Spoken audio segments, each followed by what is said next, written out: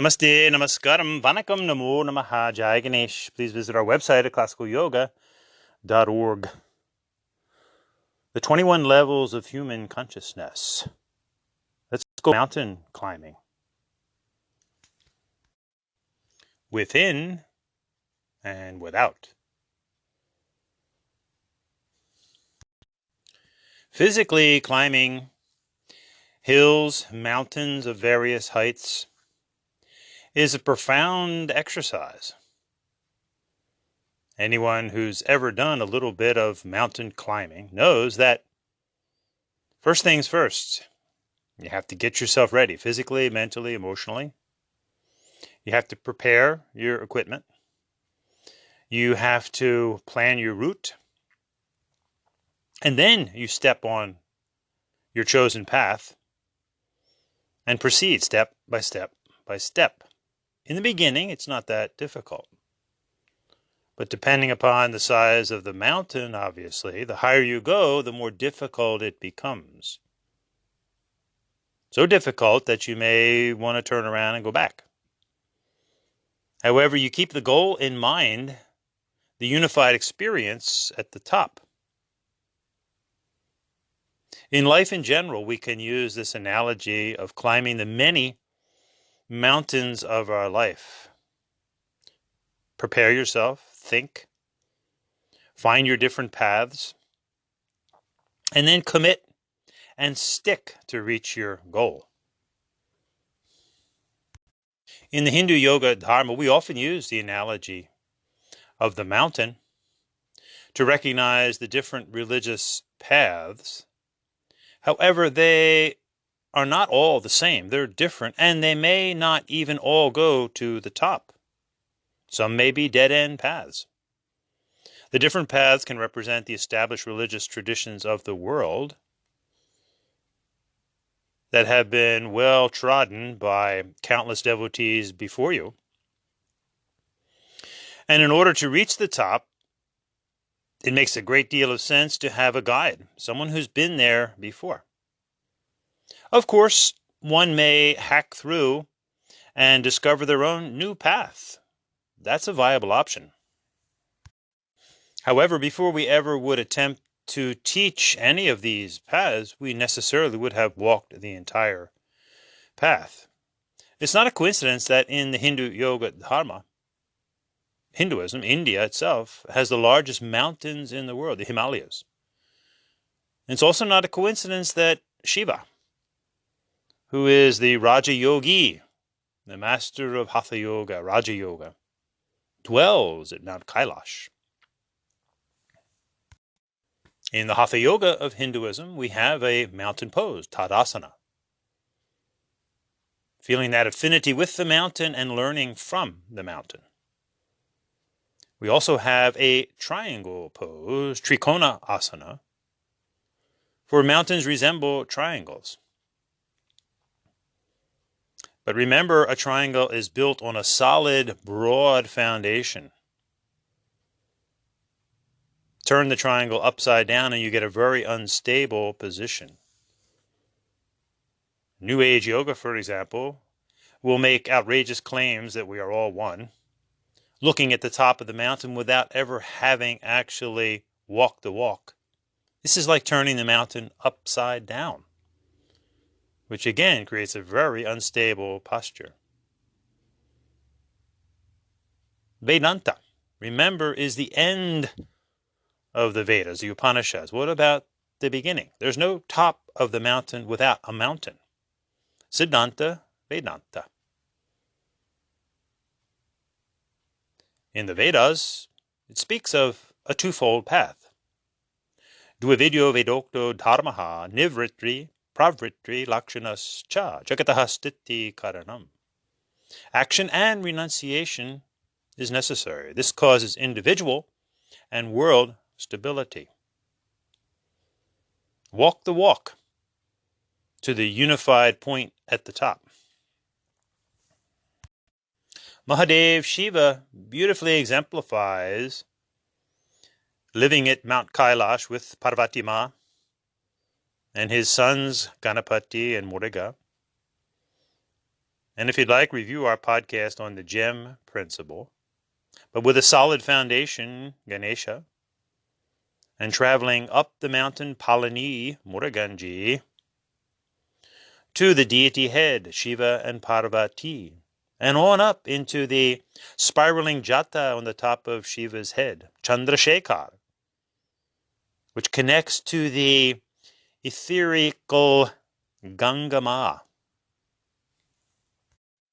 whom he brought down for all to enjoy. And round we go.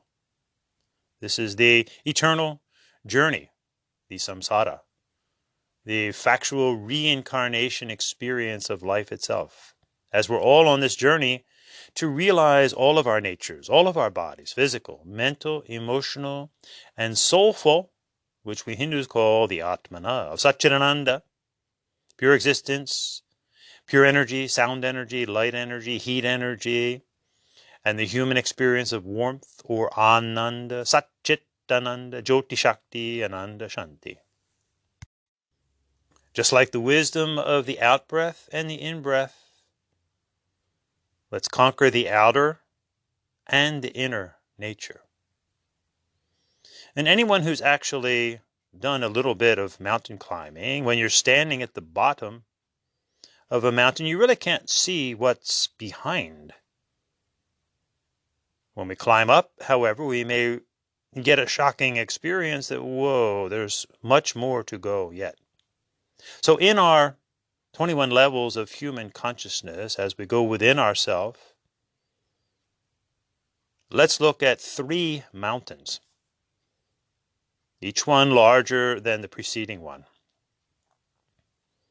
And the first mountain contains 7 steps, and this actually comes from Sociology 101, Graves' 7 levels of human aspiration.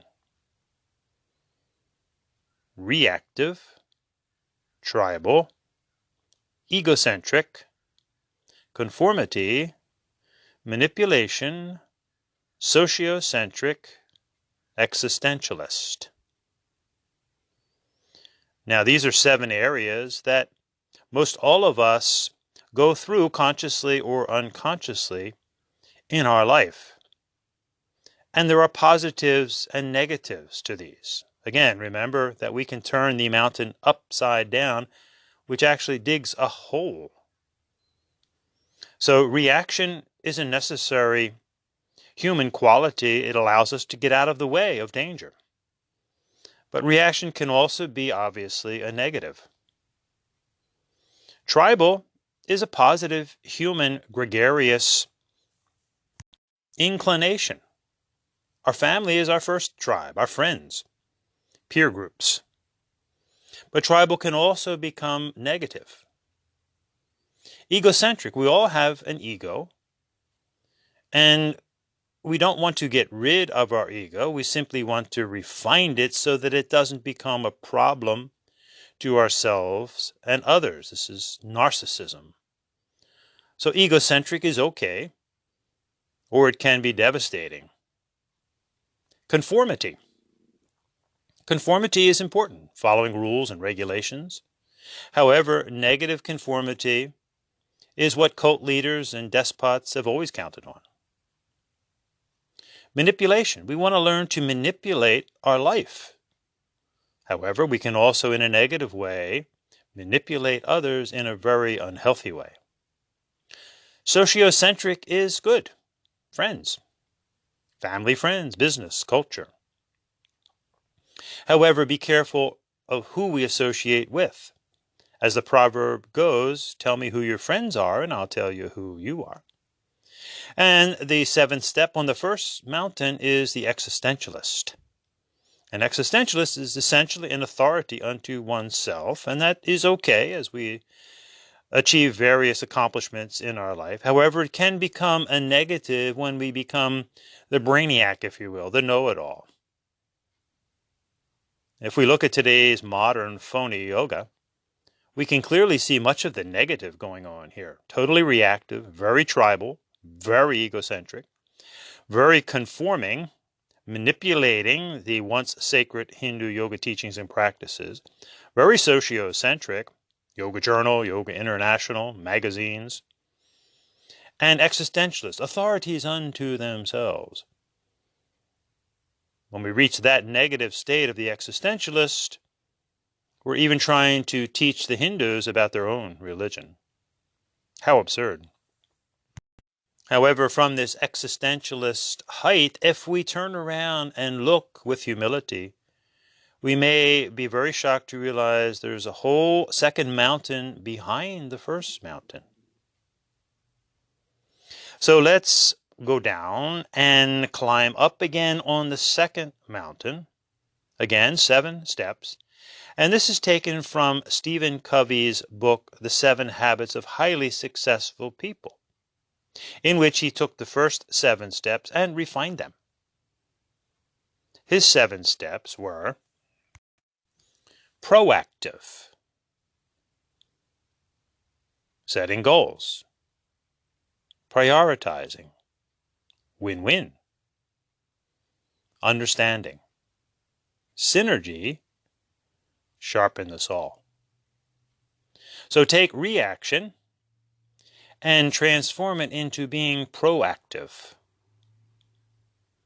Take tribal and, in a sense, learn to think outside the box and set goals. Take your egocentric willpower and transform it into the ability to prioritize to achieve your goals. And take conformity and amplify it into win-win. And Mr. Covey describes this as, in intimate relationships, seek win-win solutions. It's got to be good for you, but good for me. Of course, in what he calls low-level situations, the games of life, there are winners and losers. But when it comes to deep, abiding relationships, seek for win-win. Manipulation becomes amplified into understanding. Sociocentric becomes amplified into synergy as people work together for a common, hopefully good. And rather than being the existentialist who always thinks they are an ultimate authority unto their self, Mr. Covey says sharpen the saw. In other words, go back over these things again and again and again. Now, on this second mountain, there could be negatives to the first 3 steps, even the 4th step. Proactive, many who are doing nefarious activities, so to speak, are very proactive. Dictators are very proactive. They know how to set goals and they know how to prioritize, and the win-win is only for them. And basically, this is the only negatives to the second mountain, for if we truly get to the 5th step of understanding, this necessarily indicates a certain sense of humility. Synergy, working together, and then the humility of sharpening the saw, continuing to work with ourselves, physically, mentally, emotionally, and as we will see in the 3rd mountain, soulfully. Now again, we've climbed the 2nd mountain, and from the top we realize, if we're humble enough to look around, whoa, there's a 3rd mountain, even higher. These are the 7 chakras of the Hindu yoga dharma. So we climb down and start up the 3rd mountain. Memory, reason, willpower, love, purification, spiritual perception, enlightenment. Memory, the ultimate remembering of who we are, Tattvamasi, the Atmana, of love, light, and energy. Reason, the ability to think logically, vitarka vichara, the first 2 steps towards samadhi, according to the Saiva Hindu guru Patanjali. Reason, logic. Willpower, a dynamic will to accomplish the ultimate goal of spiritual realization, Atma Darshana Paramo Dharma. And then we're moving up to the 4th, which is actually the heart chakra of love. the pure experience of love, which also necessitates that we are equally a youthful warrior, a loving, youthful warrior, the heart chakra. Fifth chakra, Visuddha chakra, purification, as we willingly put ourselves under intense disciplines to purify the body, mind, and emotions, to uncover the Atmana, which we perceive at the bindi, the third eye point, prajna, spiritual perception. And on up to the top of the head, the ongoing experience of enlightenment, the spiraling dance of Nataraja. Dance, prance, send me into a trance. Pirouette on my worldliness, spinning it out of sight. Let us join hands and dance. Round and round we go, never stopping. Love's the only thing we know. Sivaya Nama. So in the Hindu Yoga Dharma, which is a very practical, scientific, religious, spiritual lifestyle, we don't leave out anything. We recognize our worldly endeavors. We recognize our body, mind, emotions, to ultimately realize our Atmana. And the mind is obviously extremely important, and we clearly see that in the Hindu Yoga Dharma we explore the various states of mind, and importantly the mind of the soul. If we look at the mind like a skyscraper, and we've all been to a large city, and if you travel up a skyscraper, and notice that you're simply going up. You don't have to go laterally anywhere. You simply go up, like going up a lighthouse. And from the top, you can see far off into the distance things that those down below just can't see. So we enter the skyscraper, if you will, from the ground floor, which is our conscious mind. And our conscious mind is what we're using right now. And simultaneously, we are using our subconscious mind, the recorder, so to speak. And then if we decide to go up in consciousness, we get in the elevator, if you will, like a spiral staircase, the Kundalini, which takes us up to the top of the building, which is the superconscious mind, from where we can see vast distances. A little below the top floor is the sub of the superconscious mind, wherein we remember and recall the superconscious experiences. Now, in our life, we also have times of extreme confusion, stress. In these states of mind, we have sunk down below the subconscious mind into what we could call a cluttered subconscious mind, the sub of the subconscious mind. This is the Madha state. And just like being stuck in the mud, it's an area of our mind that we really don't have to develop. It comes from a cluttered subconscious mind, which obviously we need to look at on a daily basis and be very aware of what we're putting into our subconscious mind, because it is like a tape recorder. And also periodically clean out, like a basement, the subconscious mind. We clean it out through, among other things, the process of contemplation, Raja Yoga. And living the Hindu yoga lifestyle of Karma Yoga, Bhakti Yoga, Raja Yoga helps to keep a healthy conscious and subconscious mind experience, thereby avoiding the cluttered sub of the subconscious mind, from where all of our violence, our confusions manifest. And as we jump in and up into the superconscious mind through our Raja Yoga practices on into the Sahasrara enlightenment experience. We then recall these experiences for the benefit of ourselves and others. This could be much of the profound scripture of the various religions of the world, and not simply religious scripture, but profound poetry, music, art. These are all examples of superconscious experiences brought down into the sub-superconscious for all to enjoy.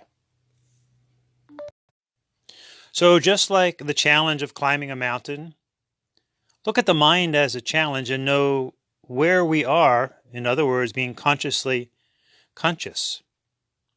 In the Viksipta, the conscious mind, or the subconscious mind, the Viksipta, the superconscious mind, and the Rudha, or the sub-superconscious mind, the Ekagraha, and avoid the depths of despair from the Madha.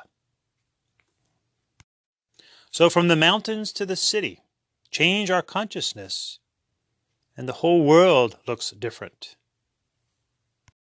Become a mountain climber of life, a mountain climber of consciousness. Jai Ganesh.